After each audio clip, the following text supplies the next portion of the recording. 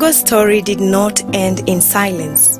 It became ababonera Mama TV amena nerobozi aninze tapsouja kabaka kakensa kabaka mbadde mmanyomu nawe oli kabaka sedi endonge mudabudo wana setu kabaka Sabontwanira kadabo kange mubutufu kamumpere ngenderayo eryomwana omungambire tinofa ngenderayo eryomwana omungambire tinofa era nfa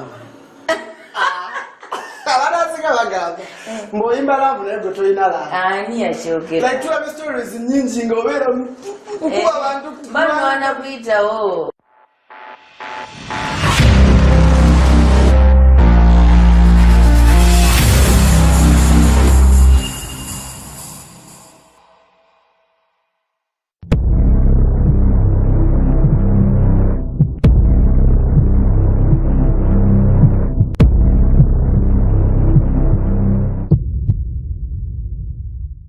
Kiki ekibaawo singa mukwano gwo amenya ekisuubizo? Kiki ekibaawo singa baliraanwa abo bafuna obutakkaanya ku ttaka ku kyalo kyabwe? Kale enkoko bwebula ku kyalo kyo.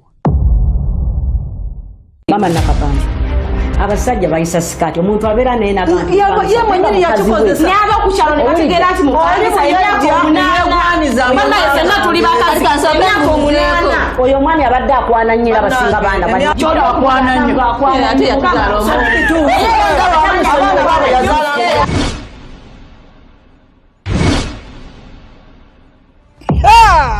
Bannange oddukira wa singa obwesigwa n'obwerufu bubula?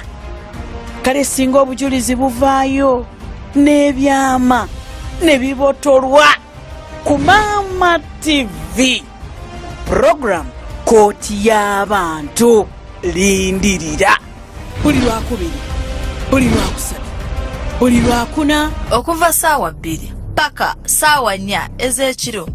Lindirira Mama TV, tugabane twagalane.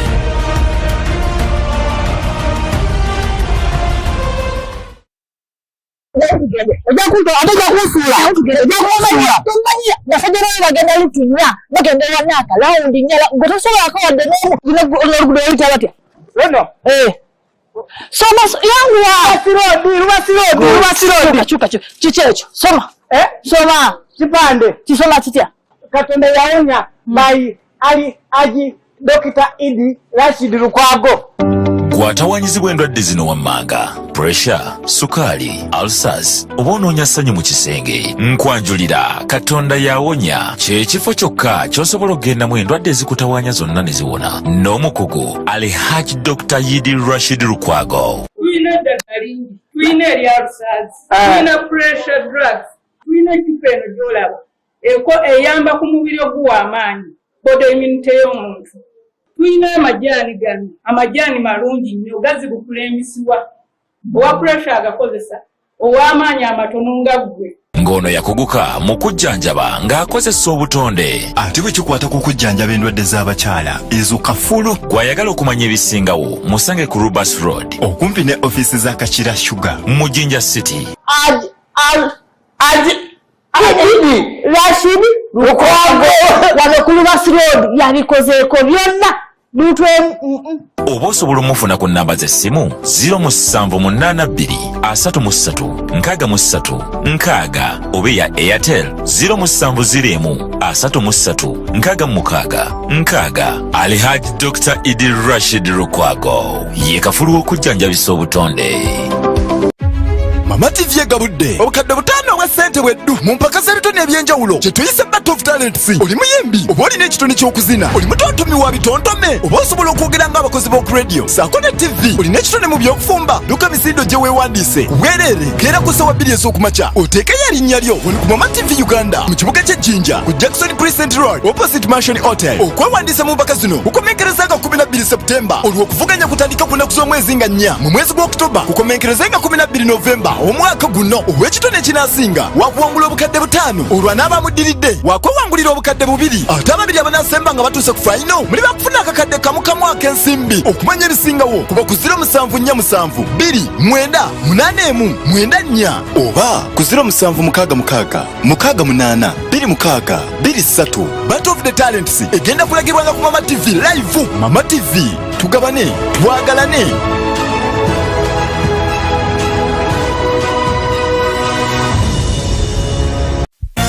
Endelea kufuatilia hili Mama TV ina kila kitu. Mama TV tugabane twagalane. Siba kwelo yeriko byonna tugabane twagalane. Mama TV yeriko byonna Elaga bino nebizimbe biri obw'emyoyo elaga mawanga Afrika yona endelea kufuatilia hili Mama TV ina kila kitu.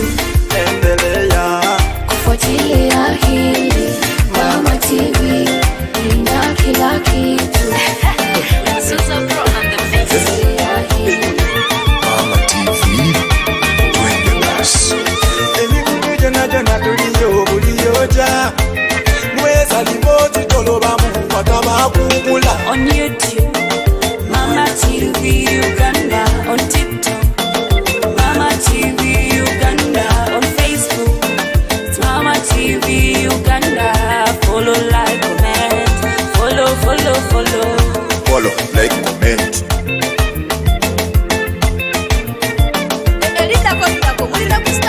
Tusange ku Star Times channel 243 neko free to air. Mama TV Uganda, tugabane twagalane.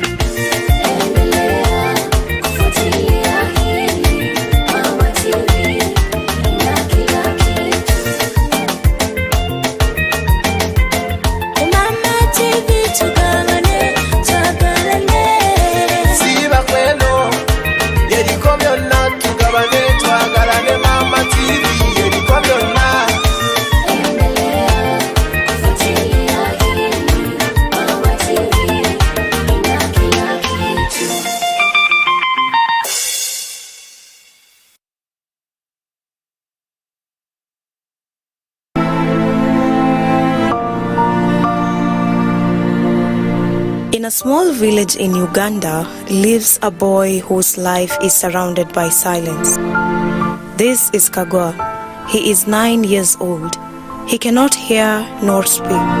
He cannot control when he passes urine or stool. Ababone ba Mama TV amena neroboozi aninze tapsouja kabaka kakensa. Kabaka kakensa. Kabaka mbadde mmanyomu nawe oli kabaka. Sedi endonge. Mudabuno wana setu kabaka. Osabontwanira kadabo kange mubutuufu kamumpere ngenderayo eri omwana omungambire tinonfa. Ngenderayo eri omwana omungambire tinonfa. Era nfa. Abanaziga bagamba mboyimba laavu naye gwe tolina laavu. Ani yakyogera? Like tulaba stories nyingi ng'obeera mukuba abantu. Bano banakuyitawo.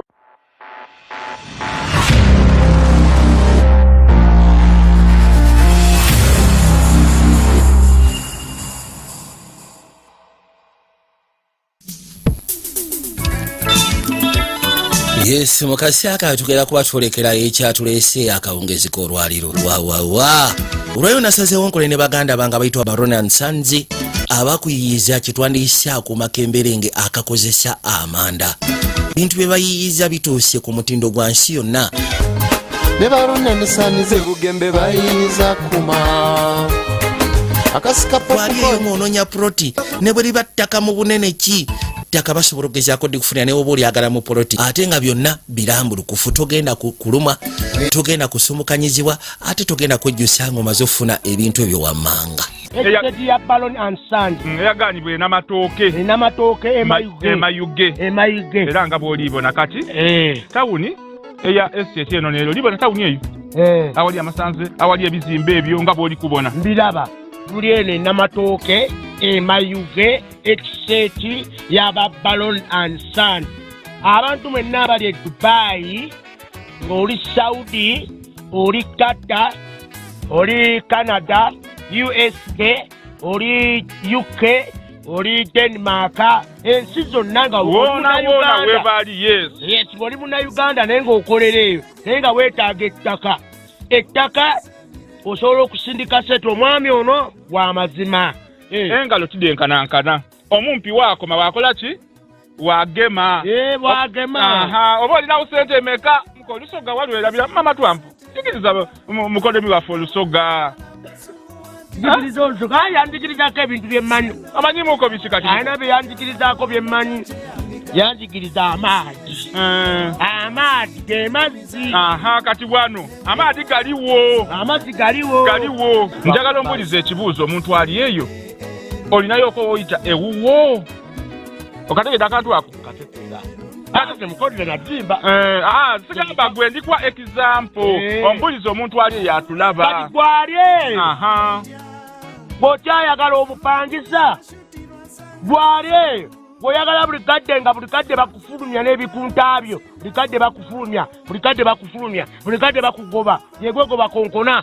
Jjukira buli w'obeera mu nnyumba ey'obupangisa oba osula mu ki? Mu nsawo yo. Baron and Sons twaganibwa Bugembe. Ng'oli eyo oli kwenda okutufuna. Namba daife d'amasimu ni dino. Kina kindi twaganibwa Bugembe when opposite n'amafuta ga recharge energy olutuukaawo ojaba ng'otuuse ku Baron and Sons tulina amataka mu bitundu eby'ewanga eby'endawulo. Eiganga tuli Budwege wene ku isomero tipa ojaba ng'oyagana estate ya Baron and Sons maadi galiwo buli kimu kyewali bulamu obwensi eno kiriwo. Imwe abeeka muli tuli awo Budaatemwa okyamirawa namayira weenaawo oluva namayiro tipa ng'oli Budaatemwa ku isomero erya Budaatemwa primary school wene pa estate eya Baron and Sons weyaganibwa. Emayuge tuli wano wa Namatooke era nga bw'oli kubona ni ambassador Kapere ni mukyala we era estate banange nnene kulambula kwa bwerere ku Baron and Sons niye tukubiza okujja ng'olirwedde awantu woosiimye nga bunange osasulako nga tukuwa ebiwandiiko. Wabula njagala nkujjukize nate Baron and Sons si bye byokka bye bakola ate oba oyagala ebibajje balina ebibajje eby'omulembe mu bungi bwonna bo baweetaaze. Abeetaaga sideboards weeziri, abeetaaga ebitanda biddabo bed mazongoto nabyo weebiri. Banaye njaga weekaanye. Era abantu bonna ng'ali eyo yeetaaga kuuma nga kakuba mberenge ku ssente entono ennyo mu mitwalo 40. Bweki emitwalo 40 mwemeka? 5. Kalakuuma kamu. Kakwebye ebyobuwunga. Ebinyike n'ekipooli. Okaga ejjinja limu. Kanakuuma kakuba ebinyeebwa eby'ekipooli ne kakuba ebinyeebwa ebyenva. Genda yogule nkakasa tojja kwejjusa. Wawawa.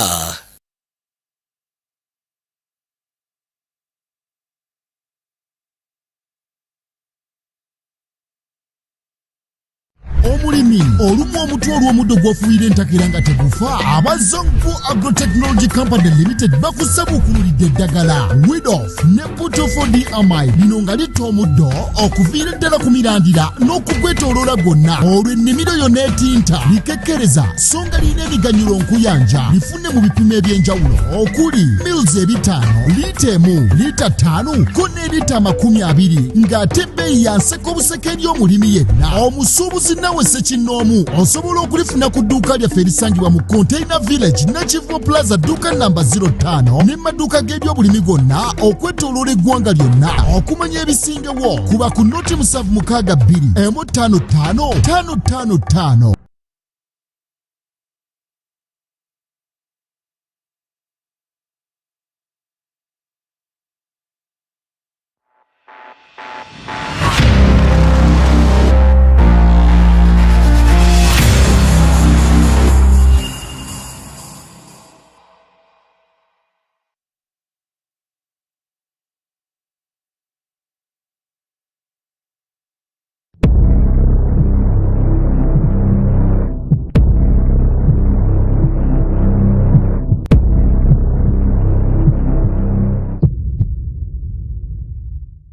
kiki ekibaawo singa mukwano gwo amenya ekisuubizo? Kiki ekibaawo singa baliraanwa abo bafuna obutakkaanya ku ttaka ku kyalo kyabwe? Kale enkoko bwebula ku kyalo kyo. Mama nakapanda abasajja bayisa sikati omuntu abeera naye n'abantu ye mwennyini yakikozesa n'aba ku kyalo ne bategeera nti mukanisa emyaka omunaana mama yefenna tuli bakazi emyaka omunaana oyo omwami abadde akwana nnyo era basinga baana kyona wakwana nnyo ate yatuzaala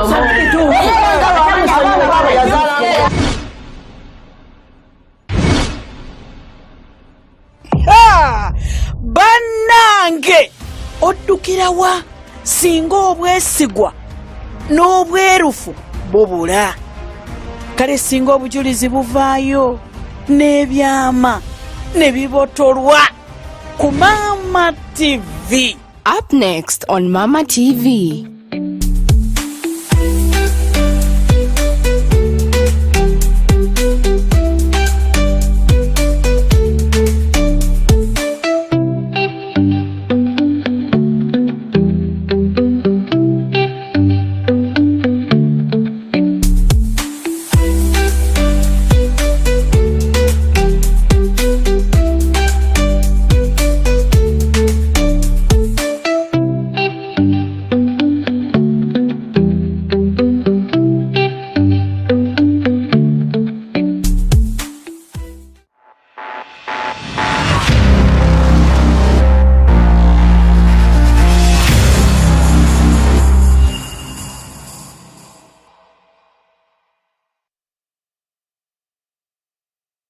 Beginning something is different and also finishing it is also a different story. Yes. Okutandika n'okumaliriza bintu bibiri naye byanjawulo nnyo kisinzira otandisa otya ate omaliriza otya. Bangi basobola okutandika ekintu naye okukimaliriza oba okituukiriza okufuuka ekintu eky'amaanyi mu ggwanga oba ekyenjawulo nekibalema. Mukwano Embrace Your Grace mbanyingiddewo essaawa 2 ez'okumakya zennyini ku Mama TV Uganda, free to air, YouTube, TikTok, Star Times 243. Mukwano genda likinga, sharinga, commentinga. Tekako hashtag Embrace Your Grace otekewo comment yo naffe tujja kubanga tukuddamu. Essaawa ziri 2 ez'okumakya lunaku lwakutaano. It's a good Friday as we bring you different stories. Engeri abantu gye batandiseemu ebintu ebyenjawulo ate engeri gye basomoseemu obulamu bwabwe, how they have conquered challenges and overcome them in life. Naawe wobeera eyo osobola okubayigirako naawe n'okyusa obulamu bwo. Wano ku Embrace Your Grace kyetusinga okutegeera ate kyetusinga okukola.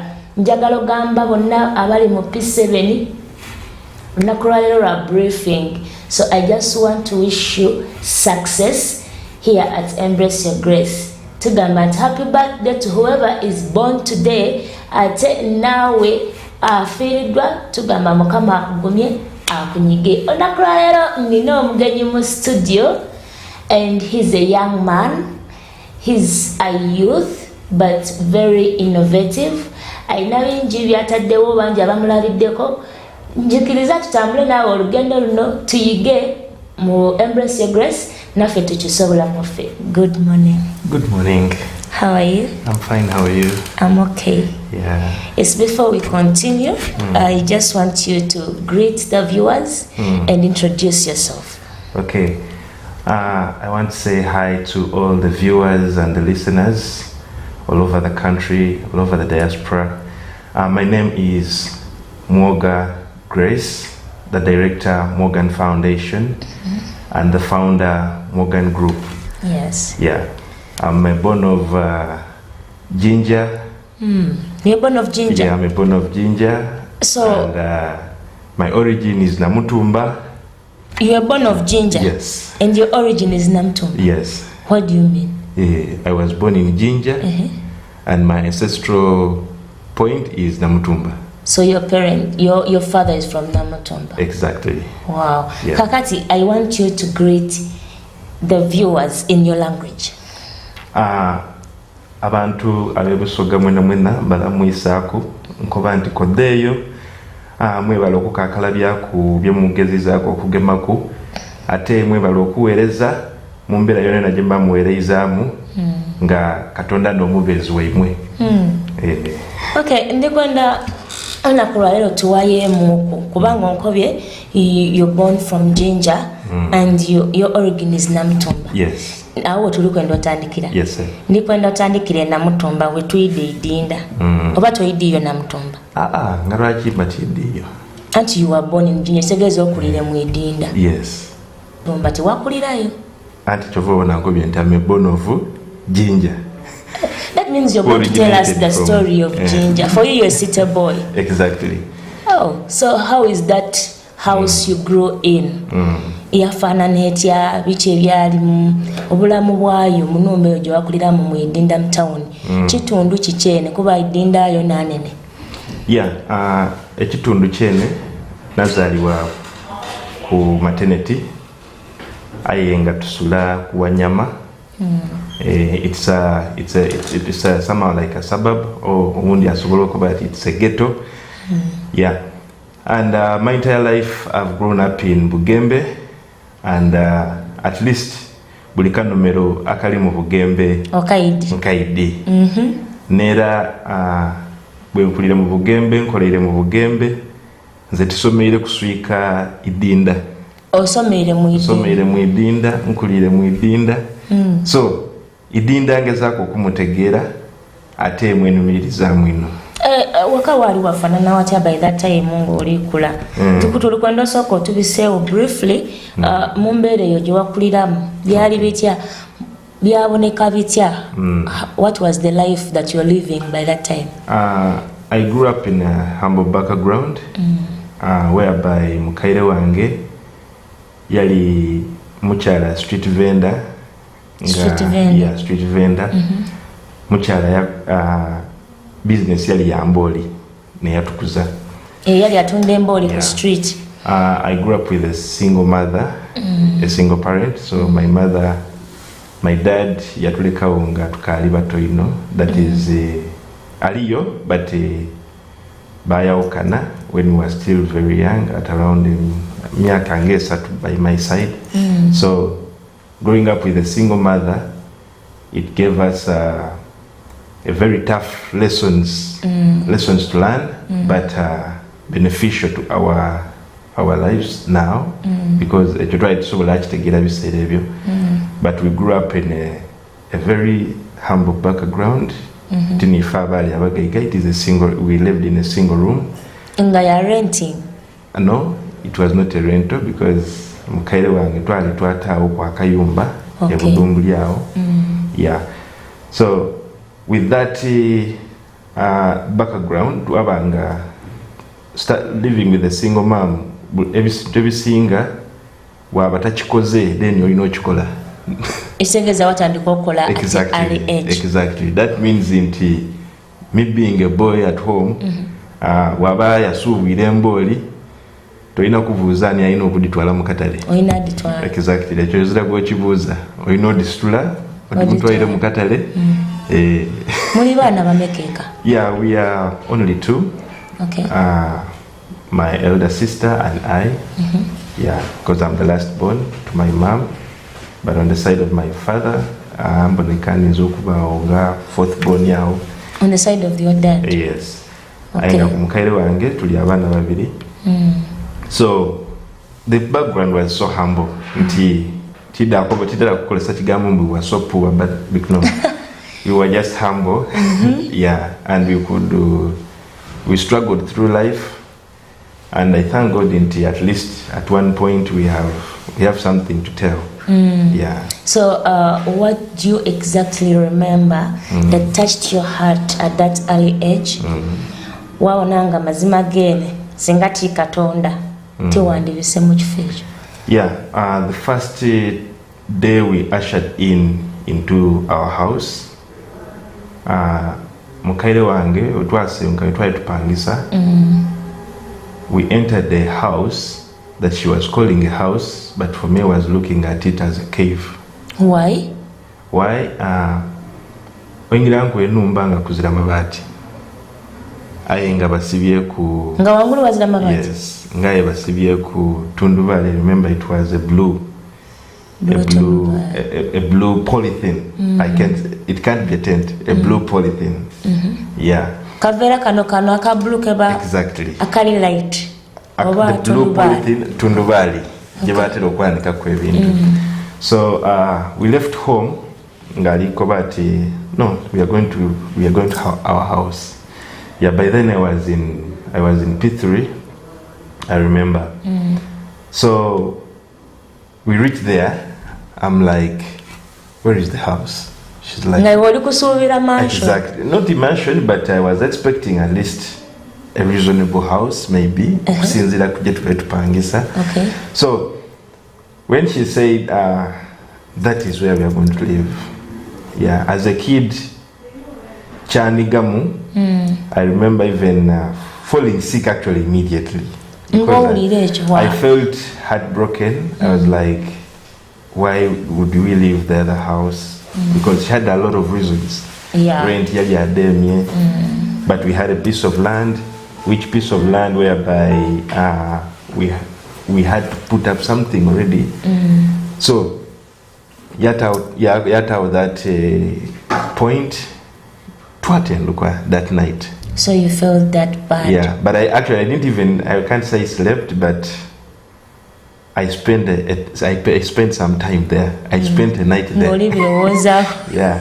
Kuba nabirowoozaako nalwala n'okulwala, but I felt like I had nothing to do because I had nothing to control by then. Yeah, because I was like, wetnaba wano embwa dijja kudda tutuliye. Ngotire. Wetnaba wano. Kwali kuzira lwigi kwali. I'm talking about if you can't afford roofing. It means even the windows and the doors you cannot but afford. What she thought that sobola okugemera ebibaati twata mu ndigi, then twata mu madinisa, then backed up that top thing. Yeah. Mukyawa amadi we gabaga gwire. I thank God nti gatona. Yeah, I thank God. I can't say gatona, but I thank God gatona. Okay. But she was so promising. She was like, it's not going to be like this all along. Okay. Yeah. So according to what you went through in your childhood, to comment in the shapings of focus on nocholi, like the words your mom could talk to you and everything you could see around you, what should we say it shaped the person we are seeing today? I could say it shaped me, but most times I always give glory to God until maybe that's how it had to go. Yeah. And it gave me a very big lesson. Okay. And that biggest lesson is it taught me to live within my means. Yeah. Okay. It taught me to live within my means. So you don't exaggerate things? Because that's not where you are. Yeah. Living within your means ekyo kyolina kyoba olina okukozesa. Yeah. Wabanga Katonda akuwera akazigo nga kali kuwaye nga mu kiseera ekyo kyolina. That means you shouldn't hesitate to use what you, because that is what I use now. It is something that comes to my front page. Yeah, I always remember, use what you have. Work within your means. Yeah. Kuba, we would rent another house. Yeah. But you'd go somewhere else. But that wouldn't. But so that is what we had. Yes. Yeah. So maybe Katonda yena yatuyambira within what we had. So even now you'll know how to use what you have. Exactly.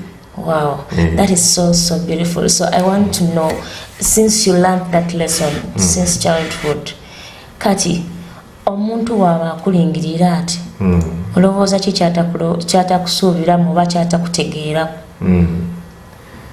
Okay. Omuntu waba alingirire, sometimes omuntu kyayinza obutantegeerako. Ekisooka nti someone may not understand that I also have challenges. Sure. You have? Yes. And maybe kiyinza oba tabakunze zenka, but even most people, when they look to other people who have reached somewhere, one, they think they don't have challenges. Yeah, I also always Then two, ask myself that. Sometimes omuntu baba akulingirire, sometimes abantu balowooza nti ndi mukambwe. Yeah, when you don't speak to someone. So and yet I'm someone who gives time to whoever comes to me. Only that I don't entertain nonsense. Yeah, I always love to be on point on what we need to be along with. Okay. So now we see you come from this humble background and you learn a lot from your mom. Yes. Now, when do you start saying that now my story is not ending here and I have to change the channel? Oh, yeah. My story starts when I had joined the institute. That is after my senior 6. Yeah. I studied at a medical school, that is Ginger Medical Laboratory Technical School, well known as MLT, as a medical laboratory technician. And when I get out of school, things changed. Yeah, because now my mother was like, I've educated you, and now start from there. You can start from there. Yeah, because she didn't have a lot, but she really wanted us to study. So she educated you until Form 6? Yeah, I went Form 6. I joined tertiary, that is the institute, for 2 years. So after the 2 years, I come out. I looked for the jobs, but jobs never looked for me. So you didn't get yeah, nanoni emirimu, but sometimes emirimu nga tijiri kunonya. Why do I say like that? And you get a job, because jobs are very many. Yeah, but what differs, does this job match with what you want, with your needs, or with your wants? Yeah, because you'll get a job and then you're like, this job is far away, and where it is, you can't afford to get rent for yourself. Yeah. So I started volunteering, because the jobs that I thought I could want could not pay me what I wanted. So it's not paying what you want.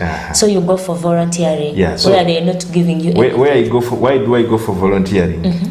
Because I used to want to work with big people or big companies. Yeah, but sometimes you could not go there depending on your qualifications and say, I wanted a job from you people.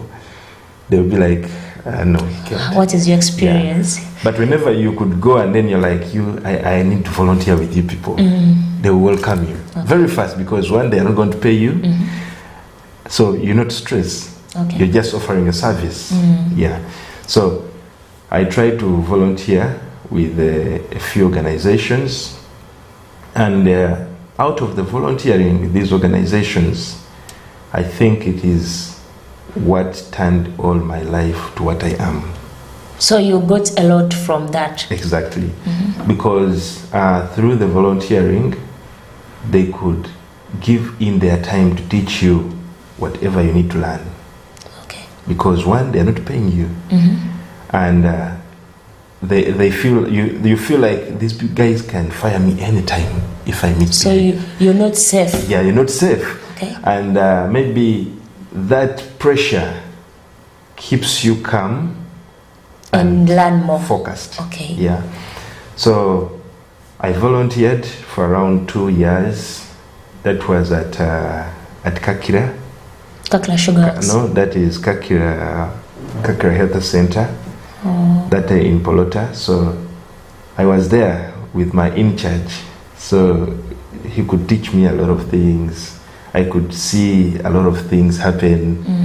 So when I was there, I saw how the medical personnel could behave, the life they could go through. And from there, I decided to switch. To what? To business. Why? Yeah.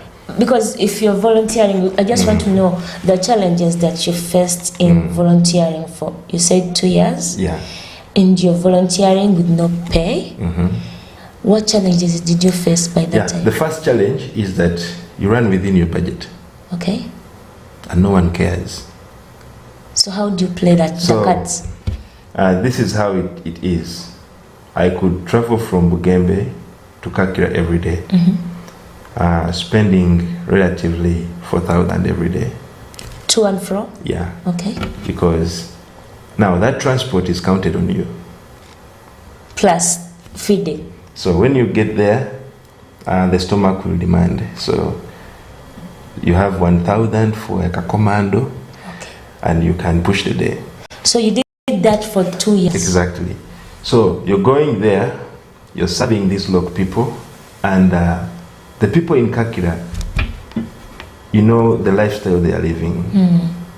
It's not that you serve someone that you really see that needs the service. Okay. Yeah. Working in the laboratory, someone comes, you take the samples, you go and do the testing. You can't request money from this person. So it means you lived within that budget for 2 years. What pushed you to live like that? Yes. Though it was paying less. Yes. Volunteering. Yes. I want you to encourage a youth who is there. Volunteering is something bad. So what pushed you exactly?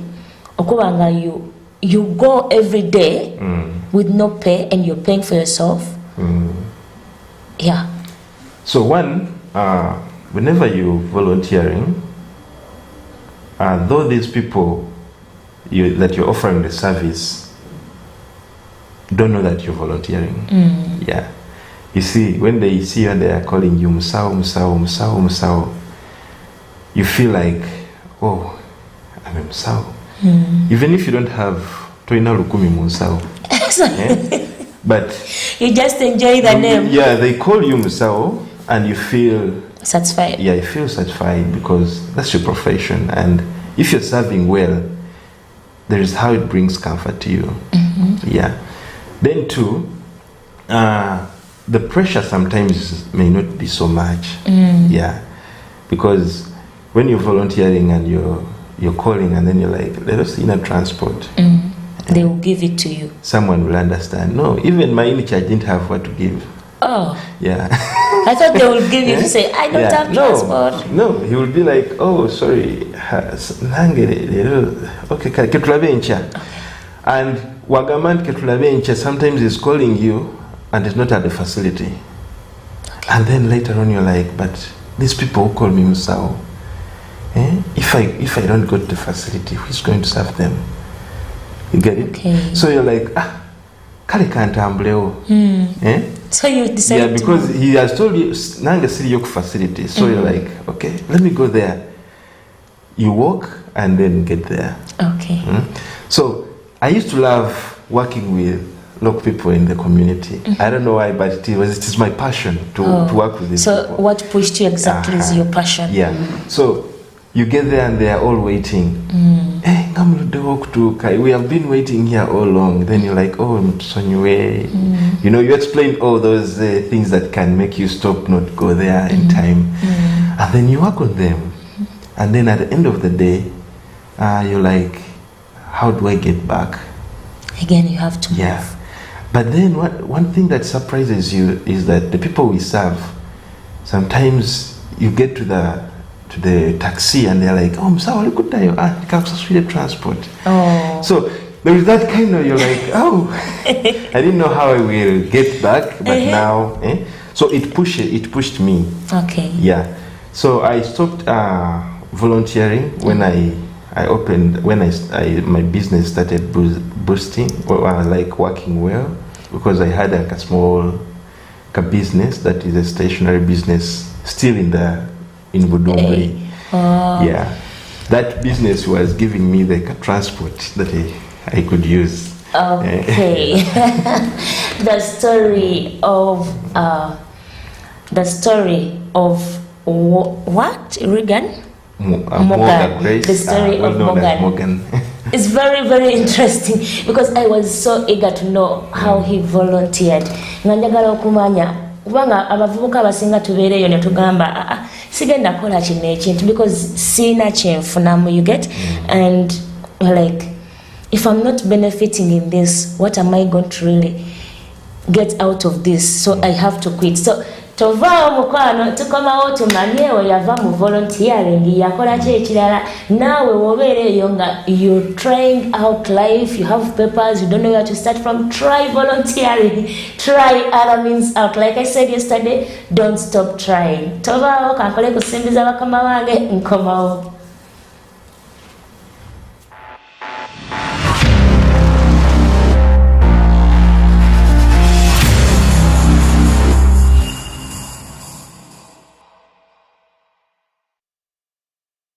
omulimi olumu omutwe olw'omuddo gw'ofuuyira entakera nga tegufa abazonku agrotechnology company limited bakusabukululidde eddagala widof ne butofodi amai lino nga litta omuddo okuviira ddala ku mirandira n'okugwetooloola gwonna olwo ennimiro yonna etinta likekkereza so nga lirina emiganyulo nkuyanja lifune mu bipimo eby'enjawulo okuli mils 5 liita 1 liita 5 ko ne liita 20 ng'ate ebbeeyi yanseka obuseka eri omulimi yenna. Omusuubuzi nawe Sekinoomu osobola okulifuna ku dduuka lyaffe erisangibwa mu Container Village Nakivubo Plaza dduuka namba 05 ne maduuka g'ebyobulimi gonna okwetooloola eggwanga lyonna. Okumanya ebisingewo kuba ku noti 762 555.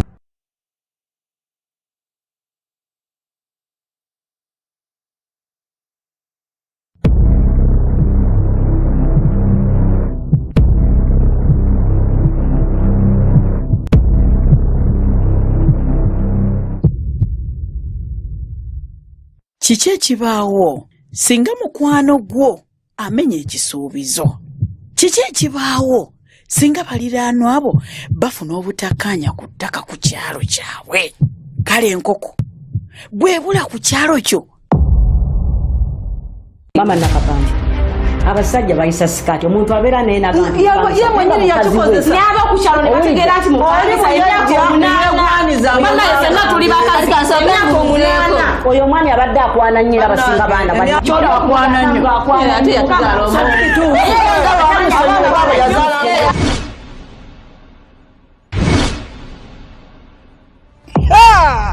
bannange oddukira wa singa obwesigwa n'obwerufu bubula?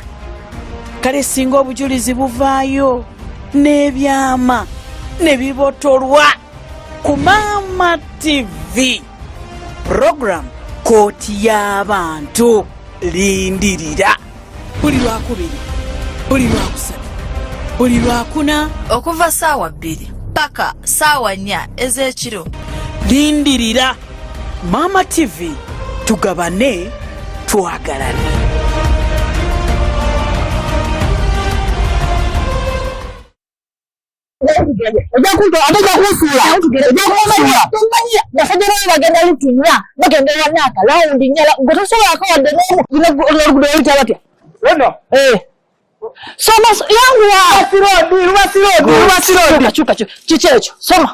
Soma kipande kisoma kitya Katonda yaonya bai ali Dr. Idi Rashid Lukwago. Gwatawanyizibwa endwadde zino wammanga, pressure, sukaali, ulcers, oba onoonya ssanyu mu kisenge. Nkwanjulira Katonda yawonya ky'ekifo kyokka ky'osobola okgendamu endwadde ezikutawanya zonna ne ziwona. N'omukugu Alhaji Dr. Idi Rashid Lukwago. Tulina eddagala lingi, tulina erya ulcers, tulina pressure drugs, tulina ekifa eno gy'olaba eyamba ku mubiri oguwa amaanyi, body immunity y'omuntu. Tulina amajaani gano, amajaani malungi nnyo gazigukula emisiwa. Owa pressure agakozesa, ow'amaanyi amatono nga ggwe. ng'ono yakuguka mu kujjanjaba ng'akozesa obutonde. Ate bwe kikwata ku kujjanjaba endwadde z'abakyala ezo kafulu. Gw'ayagala okumanya ebisingawo musange ku Rubas Road okumpi ne ofisi za Kachira Sugar mu Jinja City. Rashidi Lukwago wano ku Rubas Road yabikozeeko byonna bintu oba osobola omufuna ku nnamba z'essimu 07333 oba eya Airtel 0701 Alhaji Dr. Idi Rashid Lukwago ye kafulu w'okujjanjabisa obutonde.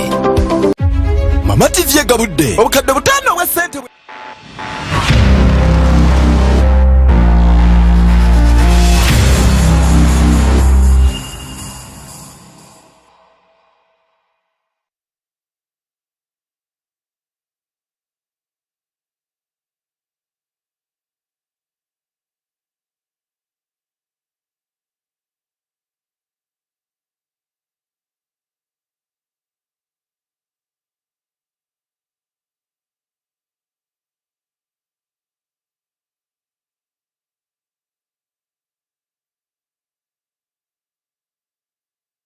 Yes, kulikayo mu break ntono mukwano, as I've learned a lot on Embrace Your Grace. Chimanyi nga sacrificing makes you reach a lot of levels, and many people in this world whom you admire and also think that they are your role models have sacrificed a lot of their time, passion, and everything that you think it is in their powers to reach where they are.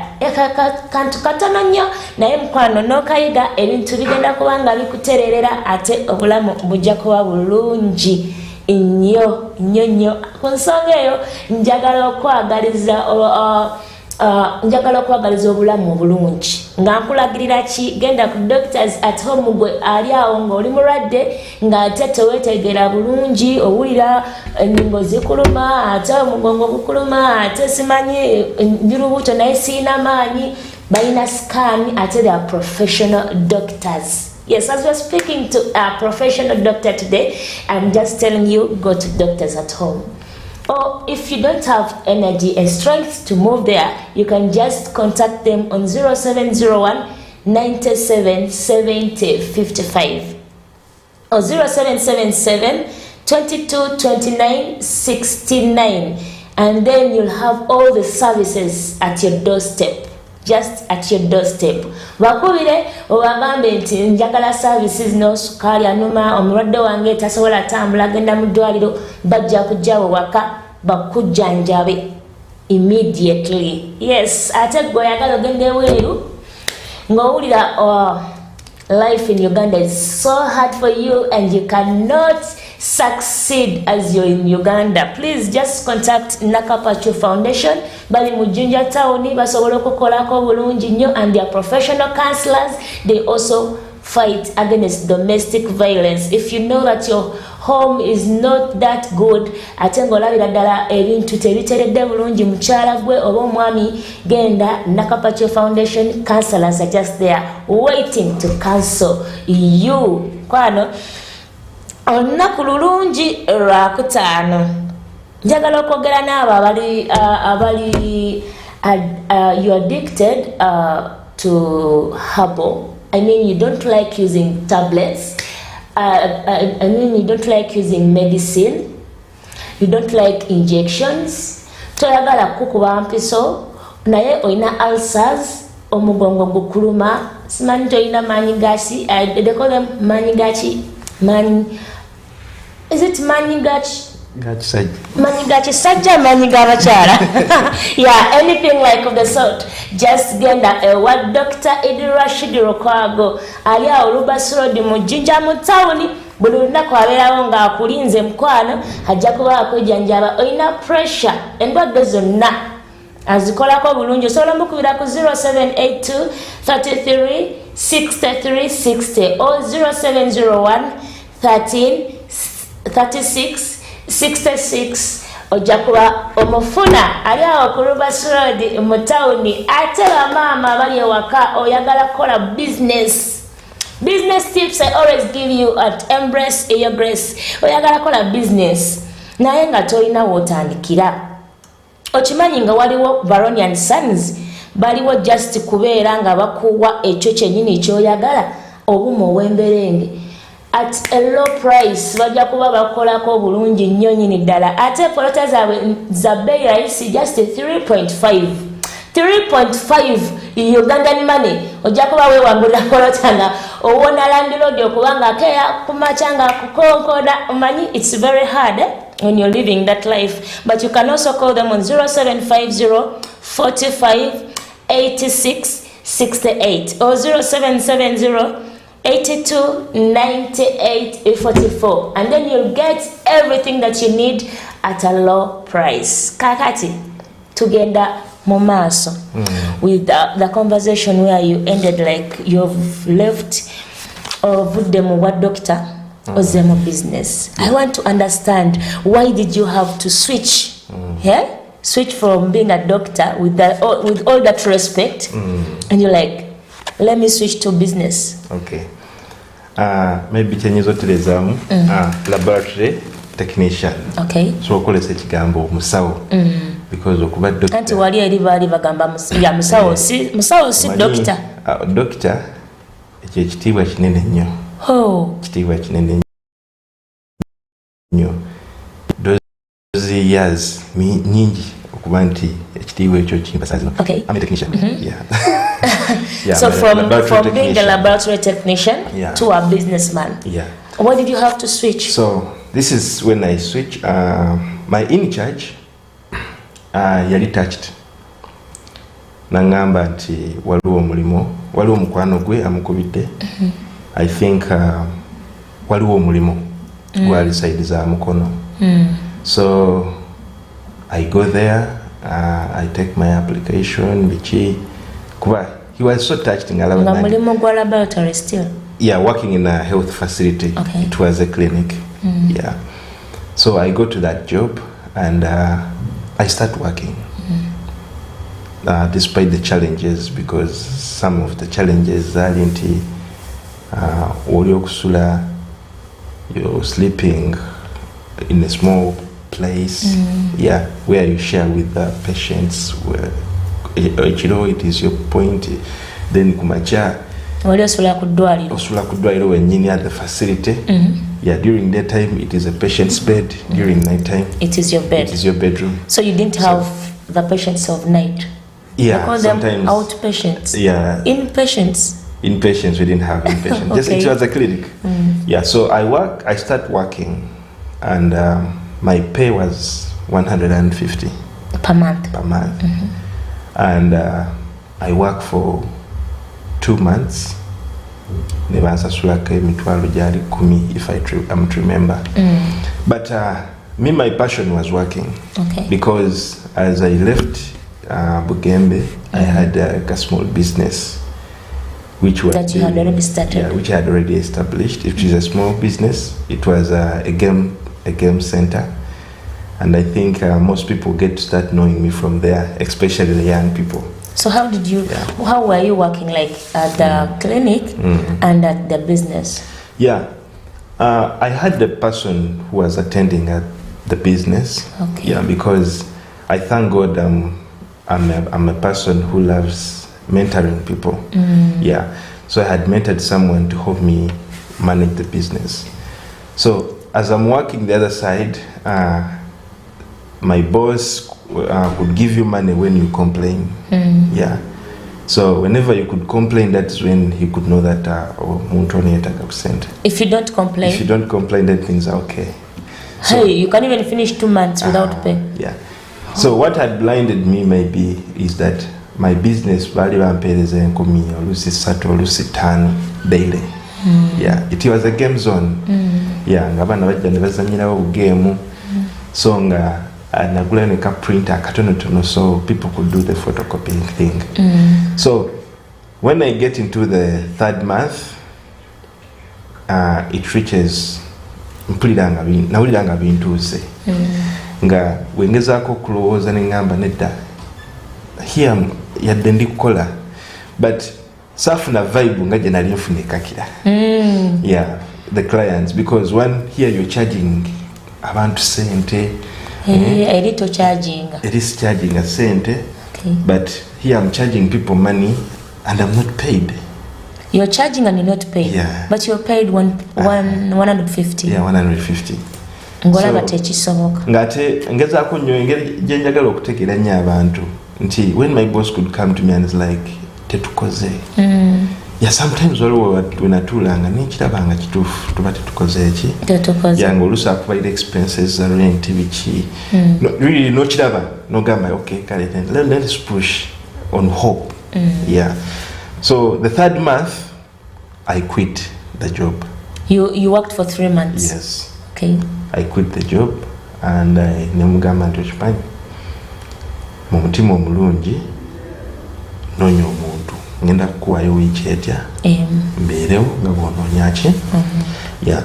And at first he was mad at me, but later on bwe yafuna omuntu, I remember his words yangamba, thank you for not being like others. Yeah, because one yangamba ekigambo ekyo sulwa kuba nti yali alina sente zaali okumpa, because I remember he gave me omutwalo gumu kitundu which I used for transport. Naye nga ndeseeyo almost emitwalo nga 3. Nakuwa gumu kitundu. Yeah. And yali talina sente by that time when of you were course leaving. he told me he didn't have money. Okay. And of course you have always to learn how to understand people in whatever statement jaba kozechi jaba kuwade. Yeah, you don't need to think for people when they have not given you a thought. Yeah, so I had to move and then come back to my business in Bugembe, Budumbuli, Gulume Road. And I think some of those people bajja kunjuira because I started it as a kiosk. And yeah, it was a kiosk made out of wood. Hey, wembao. So those young people used to come and support me with play the games nakwa ebitano nga sente zo bambi uzisonda nogenda okola votinga by the end of the day oyinamu akasanvu. Oberamu n'akasanvu from that kiosk. Yeah, from that kiosk. And akasanvu ako notegera nti omwana akolawo ajja sigazaako 2,000 akusindikireyo 3,000 S2 zigende ku saving. Okay, yeah. So you saved every day. Yeah, because the first thing when I was in my Form 6, it is opening up an account. Yeah, sikuba kalango, but I opened up an account with Finca. Yeah, by then they had the students account. And with that, chanyamba nnyo nti when you have the kamani okasulayo. Yes. Yeah, because saving is so vital, especially for those people who want to grow in business. Yeah, saving is so vital. It is one of the mortgages you can have. Yeah. So kati no saving 2,000 yeah, every also saving 2,000 nga nero omwana omugamba nedda zintwalireyo so you noziteekayo. Yeah, so cut out of that saving when akomawo nga nina guts at least esobola okupangisa a room. Yeah. So I get a room and then setting up webadde mu kakiosk because due to security. Yeah, kati ekirungi abaana bano abaali bazanya games zino, some of them si mutima mubi, but some of them they were downtown boys. Downtown as in ghetto. Yeah, they were ghetto boys. So nga oluusi ne babeera nga aliwo ayagala okujja breaking in, yabeera kugamba man Morgan weebereremu kubanga bali mikwano gye nawulidde gundi nga maani alina byabaza. So you take no tegera kyekyokkola. Yeah, because that is how we live in ghetto. Yeah, ajja n'agamba wano weebereremu ku kino ne kino. Kiba kitegeeza olina okubeera they are afraid to benefit more. Exactly. So when I found another room, I got some other TV whereby the gaming thing kyatandika okula. Yeah. So the gaming thing kitandika okula, abaana bajja ne bazannya ne bakwayo 5 mpola mpola. then n'abazadde bennyini nze nagendanga ku miryango gy'abazadde nemugamba ninaali kageemu omwana sobola omusasulira so you could market you market so for ogenda otambula door to door okay so amuzadde omu nga I remember some parents ngagamba naye tebajja kuzanya nga biseera byakusoma yagaa yes so on weekend ng'ogendayo omuzadde mwennyini n'akuwa 5 oba 10 n'agamba omwana wange leka ajja azanye yeah so the community was supporting the community was supporting so the business had to grow mpola but with the time nentandika ogamba but I can't sustain this business for a long period of time ate si a business ekuweesa oluusi ekitiibwa anti nga bakunyooma bakunyooma and the people you're working with bambi si be baagalwa ennyo mu community so how I am seeing you from being a doctor or a laboratory technician to this small kiosk ng'otandika obulamu I don't know, that story is very long and because of time ndabanga tetugenda gimalayo so I just want you to talk to that small boy oyalowooza nti I'm a degree holder I have to go into these big offices with SC I don't have to start something yogerako naye plus your funds okutandikirawo I'll just cross over nti it is out of that business n'abaana bano benali nkolagana nabo ab'omu ghetto nti I started up a foundation called Morgan Foundation and the reason why I started this foundation is to see that I can empower the young people the community nti through the activities of the foundation it is majorly doing what we call income generating sustainable activities so kati awo mu activities ezo tukola one we have trained over 80 young people on how to make shoes I have trained over 360 young people ICT.